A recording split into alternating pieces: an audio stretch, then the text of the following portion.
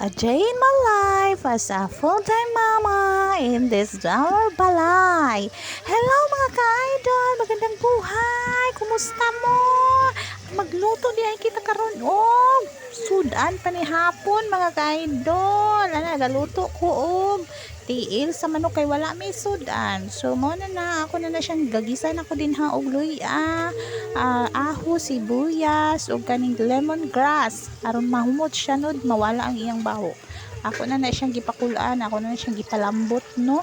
Pagkahuman ako na din na siyang igisa diha mga ka-idol.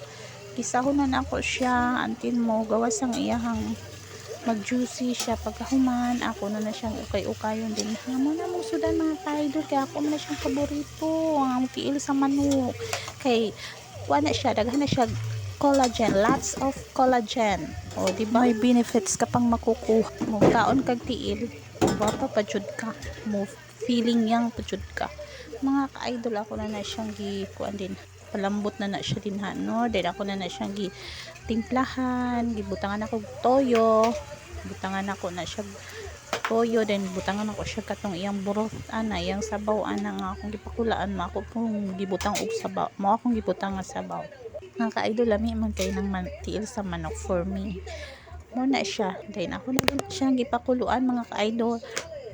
Maluto na din na siya karon din mga una din ta. Pagkahuman ako na siyang gibutangan og gulay nga batong.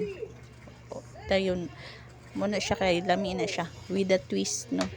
Adobong tiil sa manok nga naa siya'y batong Nagihatag sa among silingan didto sa Baraas. dayon mo na din na siya. Pagkahuman na lutuon na gikuan na siya da pakuluan. Dayon inighumok na siya manihapon na din ta mga ka-idol no.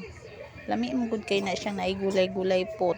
So mo na ako siyang gibutang nga gulay. So mo na siya mga ka-idol, naluto na siya. Perfect. Lami na kay na siya with gulay.